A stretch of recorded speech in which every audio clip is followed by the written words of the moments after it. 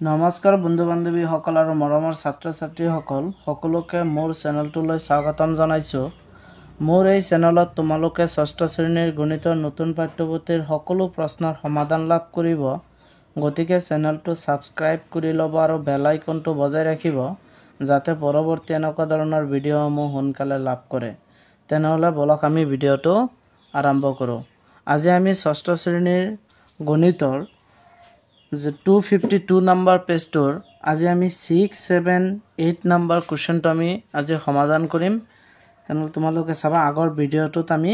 1 পৰা 5 লৈকে আমাৰ দুটা ভিডিঅ'ত আমি এইখিনি কৰিছিলোঁ। আজি আমাৰ তৃতীয় নম্বৰ ভিডিঅ' এইটো পাৰ্টৰ। এতিয়া চোৱা এই এক্সাৰচাইজটোৰ 252 নম্বৰ পেজটোৰ আজি 6, 7, 8 নম্বৰ পেজটোৰ সমাধান কৰিম, তোমালোকে চাই থাকিবা। প্ৰথমতে 6 নম্বৰটোত কি কৈছে চোৱা, present age of a and b, মানে বৰ্তমান বয়স হৈছে এ আৰু বিৰ ইজ 15 ইয়াৰ্ছ এণ্ড 25 ইয়াৰ্ছ, যে এৰ হৈছে 15 বছৰ আৰু বিৰ হৈছে কিমান 25 বছৰ respectively. What will be the ratio' of দিয়াৰ এজ আফটাৰ 45 ইয়াৰ্ছ, মানে পৰৱৰ্তী সিহঁতৰ বৰ্তমান বয়স এনেকুৱা আছে 15 বছৰ আৰু 25 বছৰ। যেতিয়া সিহঁতৰ পৰৱৰ্তী কি হ'ব 45 ইয়াৰ্ছ হ'ব, তেওঁলোকৰ তেতিয়া ৰেচিঅ' অফ দিয়াৰ এজ, তেওঁলোকৰ বয়সটোৰ ৰেচিঅ' কিমান হ'ব। তাৰমানে এইটো প্ৰথমতে আমি কি কৰিম, এই 45টো দুটাতে যোগ কৰি দিম, কাৰণ সিহঁতৰ বৰ্তমান বয়স কিমান তাৰ লগত আমি 45 বছৰ পিছত তেওঁলোকৰ বয়সৰ ৰেচিঅ' কিমান হ'ব, আমি এই 45টো এই দুটাৰ লগত কি কৰিম যোগ কৰি দিম। যোগ কৰি দিয়াৰ লগত পিছত যিটো হ'ব তাৰ ওপৰত আমি ৰেচিঅ' ওলাই দিম, হৈ যাব। তেনেহ'লে তোমালোকে চাই থাকিবা। প্ৰথমতে ইয়াতে লিখিবা যে 6 নম্বৰ সলিউশ্যন। 6 নম্বৰটো আমি সলিউশ্যন কৰিম। প্ৰথমতে লিখিবা যে ৰেচিঅ' অফ দিয়াৰ প্ৰেজেণ্ট এজ, ৰেচিঅ' অফ দিয়াৰ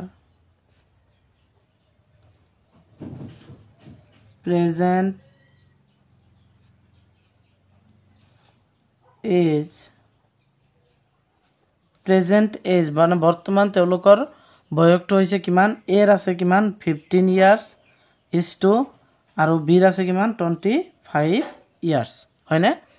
এতিয়া এইটো আমি ফ্ৰেকশ্যন আকাৰে যদি লিখোঁ, ভগ্নাংশ আকাৰত যদি আমি লিখোঁ, এইটো কি হ'ব 15 কি হ'ব 12, 25 হ'ব। এতিয়া এইটো আছিল তেওঁলোকৰ বৰ্তমান বয়স। এতিয়া 45 ইয়াৰ্ছ পিছত তেওঁলোকৰ মানে বয়সটোৰ ৰেচিঅ' কিমান হ'ব। তেনেহ'লে ইয়াতে লিখিবা যে after,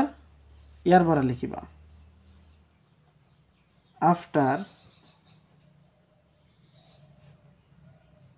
45 years ratio of their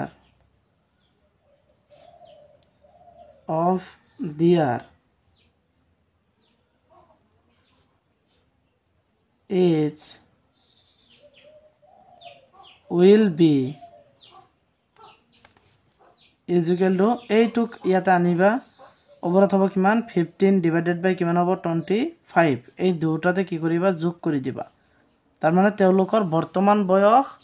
ইমান আছিলে, তাৰে 45 ইয়াৰ্ছৰ পিছত তেওঁলোকৰ কিমান হ'ব এইটো যোগ হ'ব, ইয়াতো 45 যোগ হ'ব, ইয়াতো 45 যোগ হ'ব। তেনেহ'লে ওপৰটোত আমি কিমান পাম, এইটো দুটা যোগ কৰি ইয়াতে লিখা,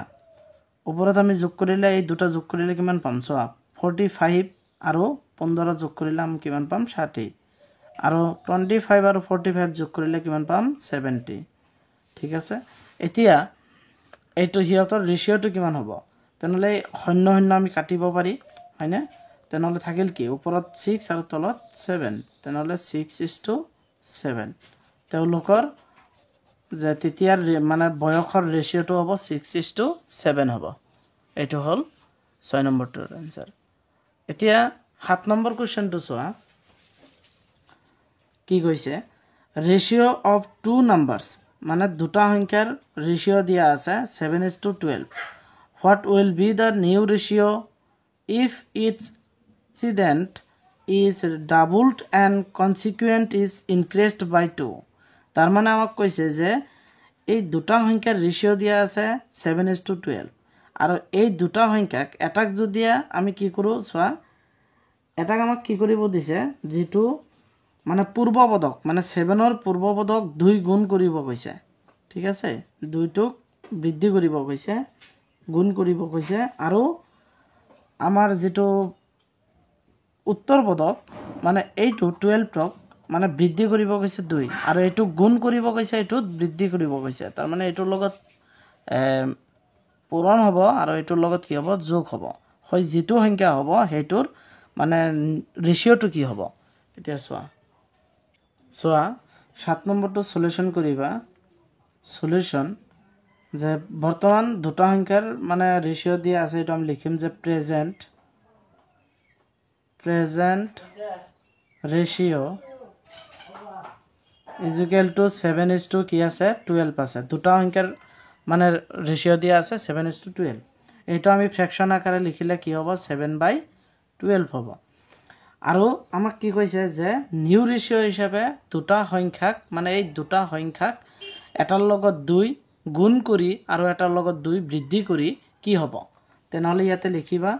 যে therefore new ratio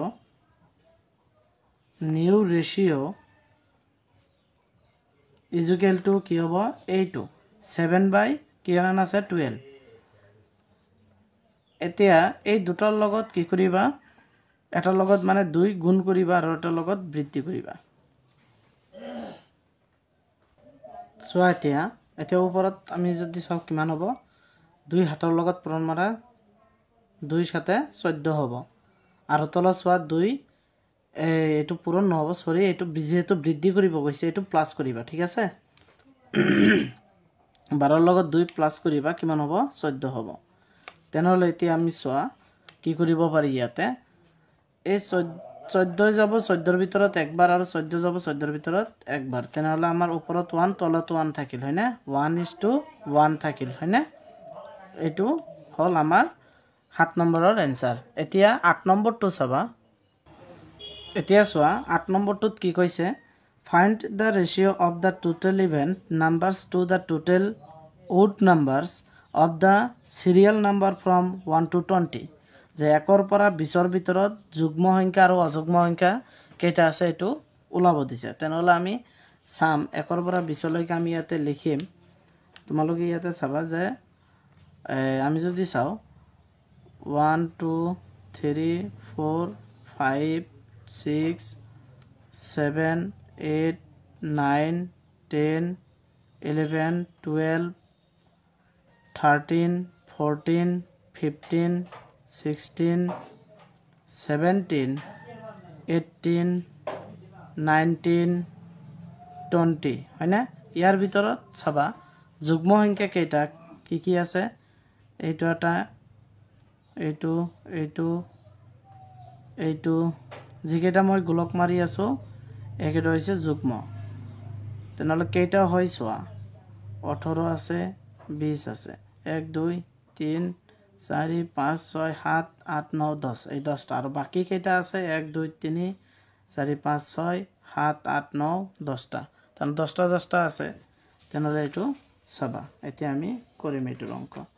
এটো হ'ব আমাৰ কি 8 নাম্বাৰ সলিউশন 8 নাম্বাৰটো সলিউশন কৰিম সোয়া total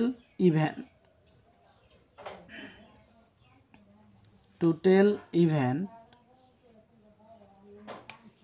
number is equal to কিমান আছে 10টা আছে হয়না ইভেন নাম্বার আছে আমাৰ কেইটা 10টা আৰু ওল্ড নাম্বাৰ আছে কেইটা সোয়া টোটাল ওড নাম্বাৰ কেইটা আছে 10টা এতিয়া তুমি কি কৰিবা যে therefore ৰেশিও লাই দিবা ৰেশিও ইজ ইকুয়াল টু কিমান হ'ব 10:10 হ'ব ঠিক আছে 10:10 ইজ ইকুয়াল টু এতিয়া আমি ফ্র্যাকশন আকারে লিখিম 10/10 হ'ব এতিয়া আমি যদি এক কটাকটি কৰো কিমান হ'ব 10 ৰে আমি কাটিব পাৰি হয়না 10 যাব ইয়াৰ ভিতৰত একবাৰ আৰু 10 যাব ইয়াৰ ভিতৰত একবাৰ তেনেহলে ওপৰত 1 তলত 1 থাকিল তেনেহলে 1:1 এই 1:1 হ'ব আমাৰ 8 নম্বৰৰো এনসাৰ এইটো আছিল আমাৰ 8 নম্বৰ এতিয়া 9 নম্বৰৰ পৰা আমি নেক্সট ভিডিঅ'টোত কৰিম আজিৰ ভিডিঅ'টোত এইখিনিয়ে তোমালোকে মোৰ ভিডিঅ'টো ভাল লাগিলে লাইক কৰিবা শেয়াৰ কৰিবা আৰু কমেন্ট কৰি জনাবা ঠিক আছে থ্যাংক ইউ